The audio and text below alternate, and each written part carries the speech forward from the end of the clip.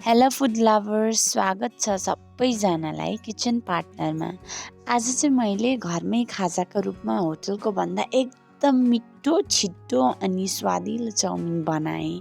अनि घरका चाहिँ सबैजनाले यति तारिफ गर्नुभयो कि ओहो छोरी कस्तो मिठो चाउमिन बनाइछस् भनेर। अनि मैले चाहिँ कसरी बनाइस् भनेर सोध्दै हुनुहुन्थ्यो। मैले चाहिँ मेरो रेसिपी सेयर गरेँ। हजुरलाई पनि यस्तै मिठो, छिटो र होटलको भन्दा एकदमै स्वादिलो चाउमिन बनाउन मन छ भने हेर्दै जानुहोस् है त मैले के गरेँ। पुग्ने मात्रामा खुर्सानी, गोलभिँडा मैले चाहिँ यति लिएँ, क्याप्सिकम, धनियाँ, अदुवा, लसुन लिएँ। मैले चाहिँ सधैँ डल्ले खोर्सानी युज गर्छु। प्याज लिएँ, मैले गाजर लिएँ।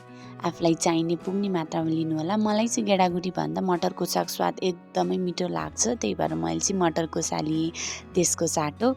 अनि बन्दा त चाहिहाल्यो, यो बिना त यसै पनि चाउमिन के मिठो होला र है, त्यही भएर लिएँ मैले। अनि मैले चाहिँ स्पार्टनको चाउमिन लिएँ यति, इट कस्टेड मी 90 रुपिस। अनि मैले सोया सस लिएँ, यो चाहिँ dark soya sauce, red soya sauce, tomato ketchup सबै कुरा लिएँ। अनि रेड सोया ससको त कतै छ, म पकाउँदै भन्छु ल, तेल त चाहिहाल्यो। त्यसपछि मैले चाहिने सबै सामग्रीहरू काटेँ।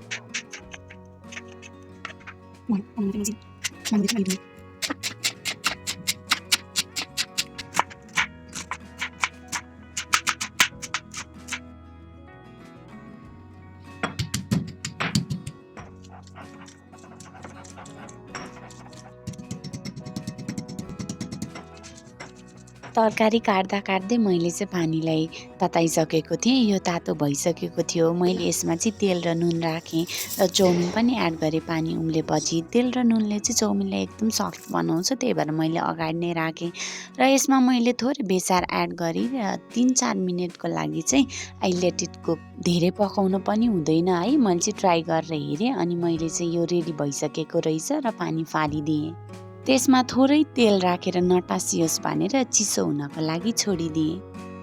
यो चिसो हुँदै गर्छ भनेर I let it cool for some minutes होइन। अनि त्यो बेला चाहिँ म अरू काम गरिहाल्छु भनेर मैले चाहिँ अघि काटेको सबै तरकारीहरूलाई चाहिँ तेल तताएर त्यसमा हालिहालेँ। सुरुमा चाहिँ मैले अदुवा, लसुन र प्याज हालेँ।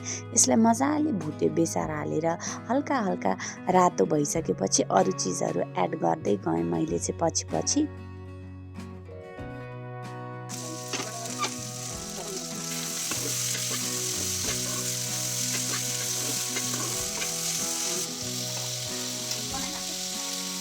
मलाई त कस्तो रमाइलो लागिरहेको थियो चाउमिन बनाउँदा।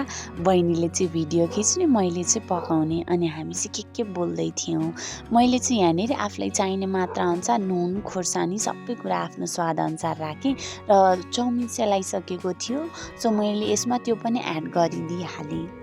अघि मैले भन्दै थिएँ नि सोया ससको कथा छ भनेर। डार्क सोया सस त हालेँ मैले, टोमेटो केचप पनि हालेँ, अनि धनियाँ पनि हालेँ यसमा। तर मैले झन् यसमा हाल्नको लागि ल्याएको रेड सस त हाल्नै सकिनँ, किनकि त्यसको बिर्कै खोलेन। सो मेरो चाउमिन चाहिँ इट वाज रेडी। 40-50 सेकेन्ड जस्तो लो फ्लेममा पकाएँ मैले। अनि आई मिक्स्ड इट वेल होइन। इट वाज लुकिङ यस्तो डेलिसियस भने। अनि मैले चाहिँ तातो सर्भ गरिहालेँ र सबैले खानालाई दिएँ। सबैले यति तारिफ गर्नुभयो कि तपाईँले पनि यस्तो घरमा बनाउनु भयो भने तपाईँले पनि टन्नै तारिफ खानुहुन्छ।